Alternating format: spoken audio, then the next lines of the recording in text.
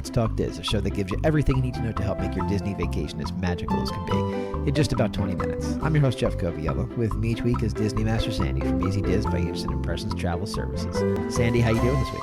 I am doing great. I am back to one of the original places on property. Yeah, I'm excited to talk to you because we were talking for weeks about how this was something that was about to open, and now it is. So you are at the fort. You are at Fort Wilderness as the cabins have just opened up. I have, and I will say some of the cabins have opened up. This is going to be a process. Not all of the cabins are here.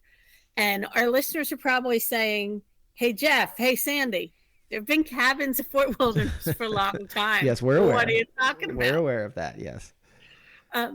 But in a unique move, DVC, the Disney Vacation Club, made a decision that in 2024, the cabins that we've known for the last 30-ish years are being removed. And side note, they're actually being sold off. So you can put one in your backyard. How cool is that? I saw that.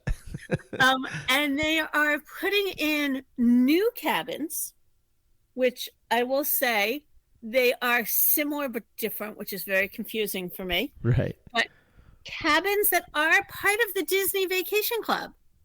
Well, you mentioned Disney Vacation Club, so let's do this right off the bat, because when we talk DVC, we talk about our friends over at DVCnews.com. And so for more than a decade, DVC News has provided the latest news and information regarding the Disney Vacation Club timeshare program and its member resorts. Visit them at DVCnews.com, where you can sign up for their email newsletter, or look for them at Facebook.com/DVC News or Twitter.com/DVC News.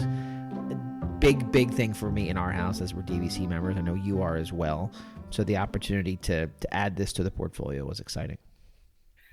It is, and it's, I will say, very unique. Lots of things. I'll give you a little bit of history. As I said, this is one of the originals. So we had the Contemporary, the Polynesian, and Fort Wilderness.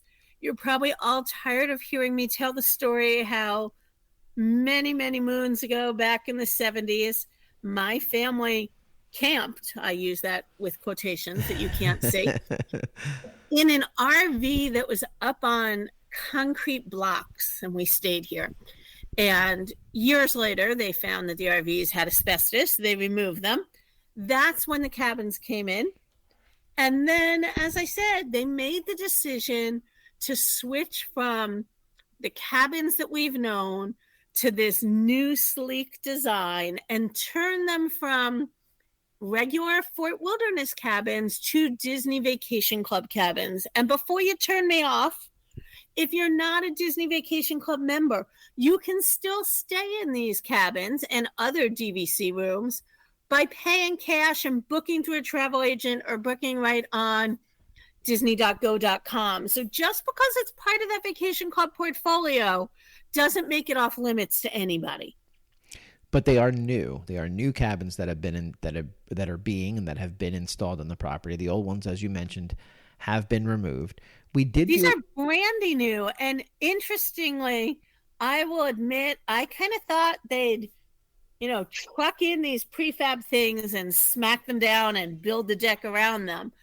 But as I said, it's a process. So while I am talking to you right now from inside of one of the brand new cabins, trying to find my cabin, and I will admit I got a little lost within the fort, I was watching them working on the next loop of cabins, and they don't come in 100% prefabbed. They're working on siding and really building these things, which is why it is a process. Well, as you mentioned, you're in the fort, and we did do a show on the fort. It's episode 125, so you can check that out again.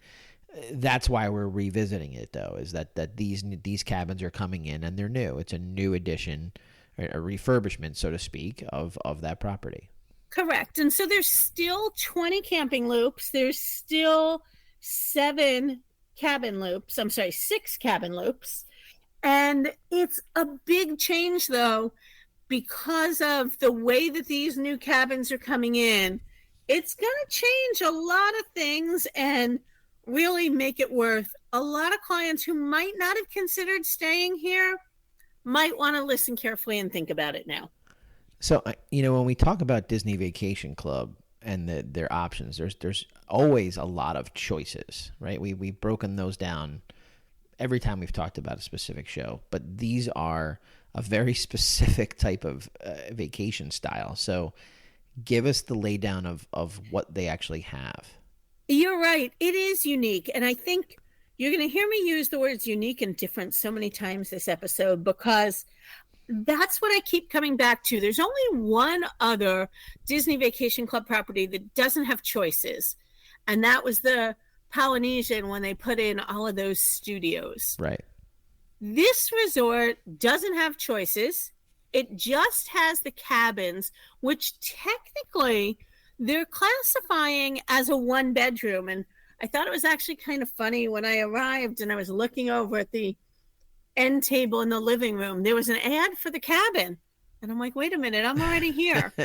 But it talks about this one bedroom cabin.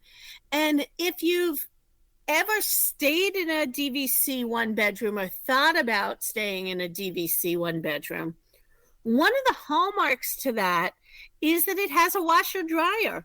People very specifically upgrade from a studio to a one bedroom to get that washer dryer. Sure.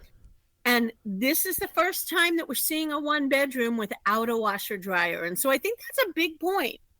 Yeah, I totally agree. It's a big point. It's a big point for, you and I have had that conversation a lot. We both do laundry on our vacations.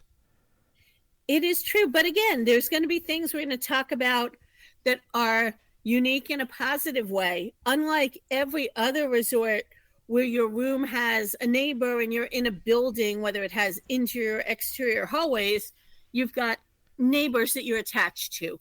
Here, every cabin stands alone. Every cabin has a great deck on it with a table and benches and the cutest little chairs to sit in, with a little Mickey cutout. Every cabin has its own ability to grill your dinner. This is really, if you don't want to go to theme parks, but you want to be in Disney, this is a way to not really rough it while you're camping.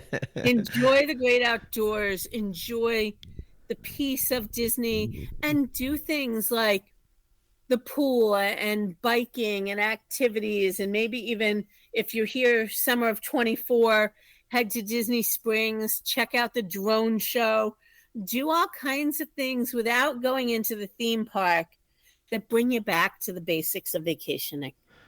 Well, walk me through the one bedroom that they're classifying it as. So just walk us through what it looks like. And I'm going to give you some comparisons here, because those that have stayed here, you can't help but compare.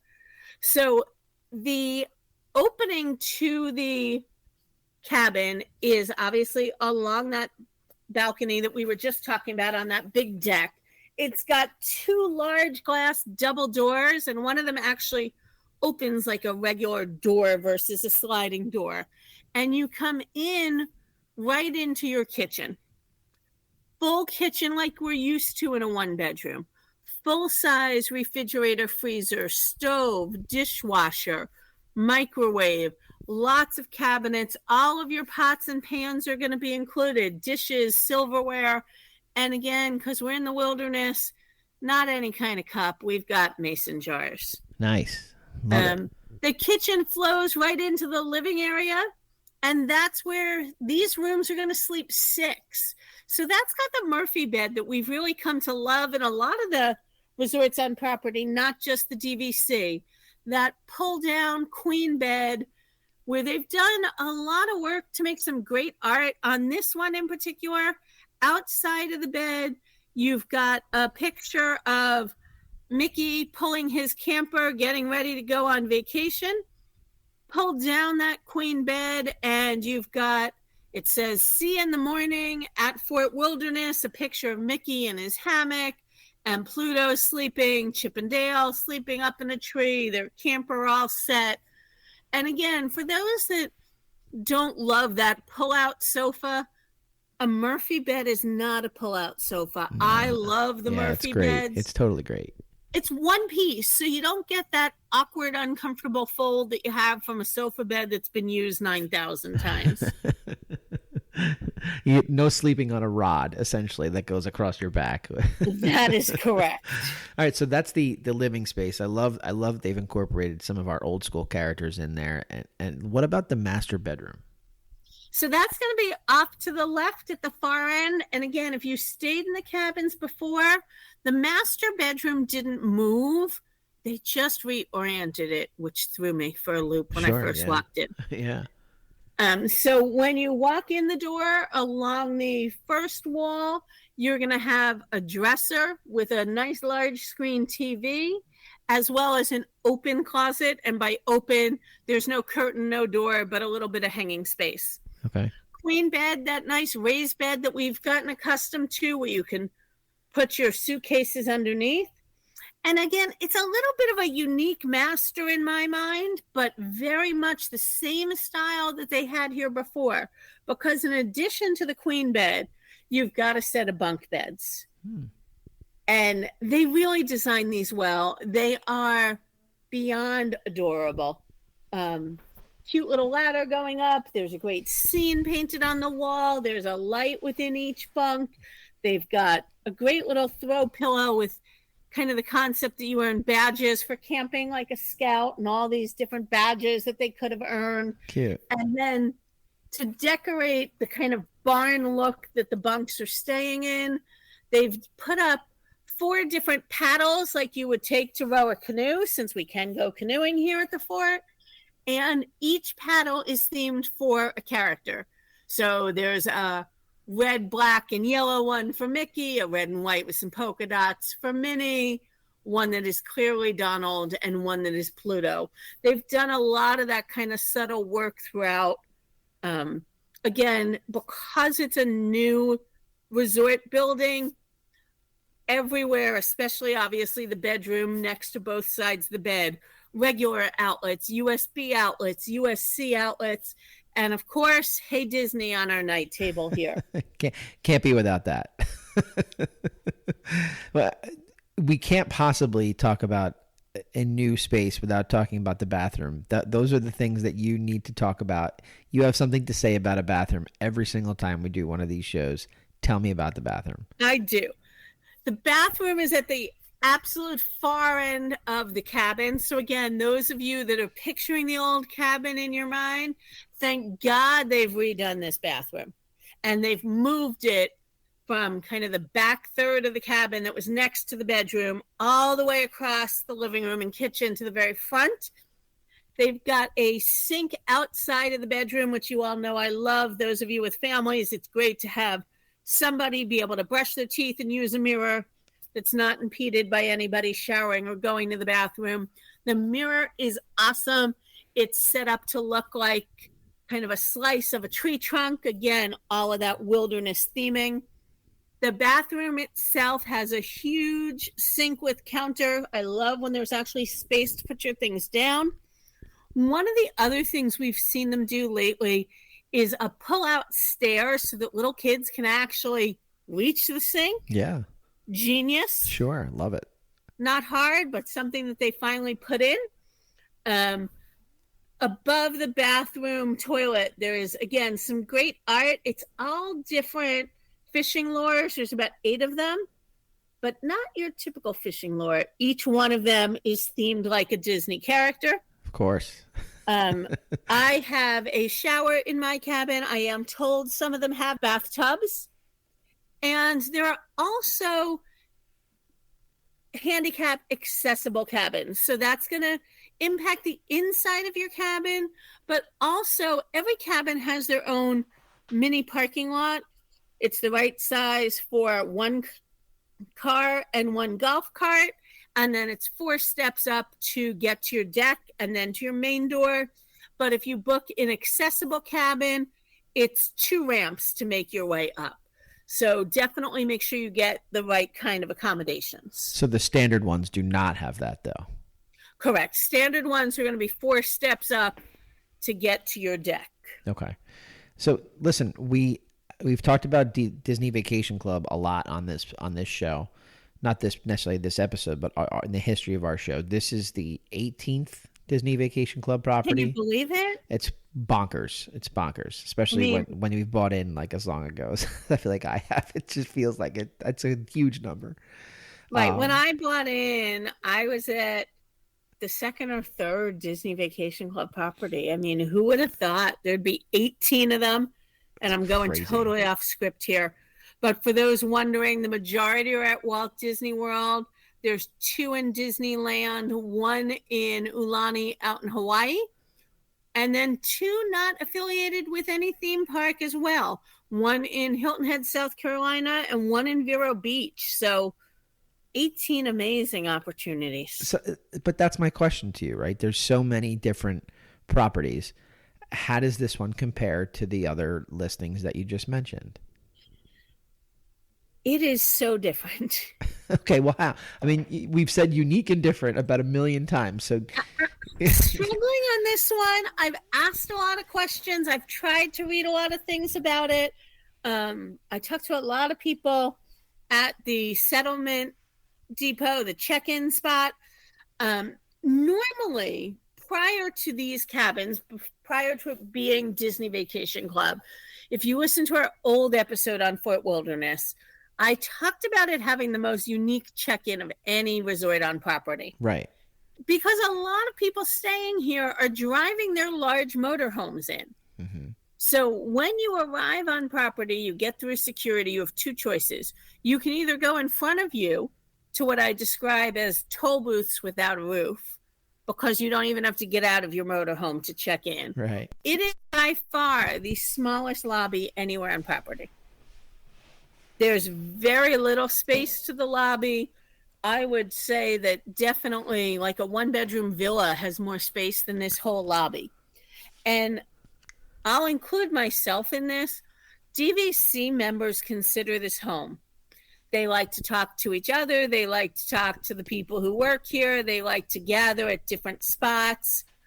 And not having a big lobby is tough, I think. That's a big difference. But one of the other hallmarks of a DVC property is what's called community hall. Again, that sense of being together. And community hall, you can pop in all kinds of hours during the day. Your kids can just color and play games, and this will show how long DVC has been around. It used to be the spot where you could rent VHS tapes and DVDs to play in your room. Yeah, not anymore. They do special crafts, but it's all about that kind of welcome feeling. Different games and things going on. And there is no community hall here. There is no gathering spot. Yeah. So I think that's going to be a unique element to it. Well, and I wanted to ask you about this specific piece of it too, because I think this is what makes it very different, is some of the transportation situation in this resort is very unique to this resort. Obviously, we've talked about it. You could say unique. I could say kind of horrible for a lot of people. Well, it can be, but it is different, right? It is tedious. It can be, yes. Because we have plenty of resorts on property that it's a very big footprint, and you have to drive around to get where you got to go. This is different, right? I mean, there's golf carts that are attached to this particular resort. And I think there was a little hint that things have changed because it's DVC. When I stopped at the check-in, there was a sign that I don't think I've seen on the counter in 20 years. And the sign said, "Golf carts available today, ask for details." Huh. And I said to the cast member, "Is there something really unusual today, or did you guys invest in more golf carts because the resort is now DVC?" And she said, "No, we added golf carts. We're up to 200 now." The golf carts here, you can make reservations in advance. They sell out quickly. It is not an inexpensive add-on. It's $65 a night for a 4-seat golf cart, or $84 a night for the very limited number of 6-seat golf carts they have. I hope they're adding more 6-seaters since all of these cabins can accommodate up to 6. That's logical, sure. The golf carts are great to get you around property. You can drive them everywhere. There are a lot of places that you cannot drive a car here, but you can only drive a golf cart. And it was evident to me, not only by that rental sign about the golf carts, but two of the places that people will often drive the golf carts is to park to get on a park bus, or to the back of the resort.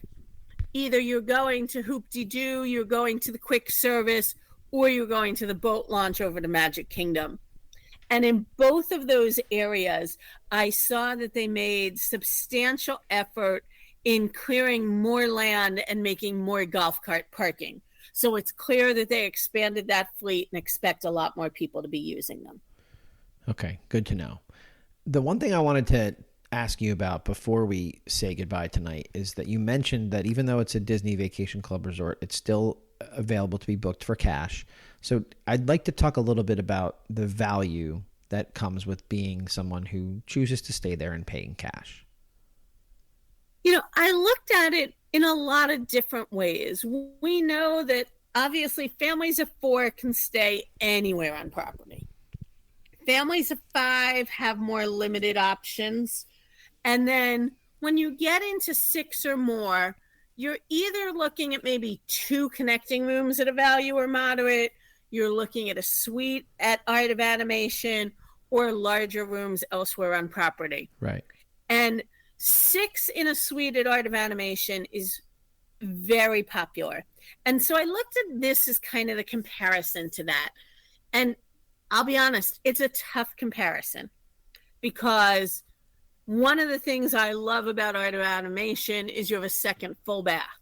Right. Here you only have the single bath, but you have a kitchen. So you're making some trade-offs. Sure.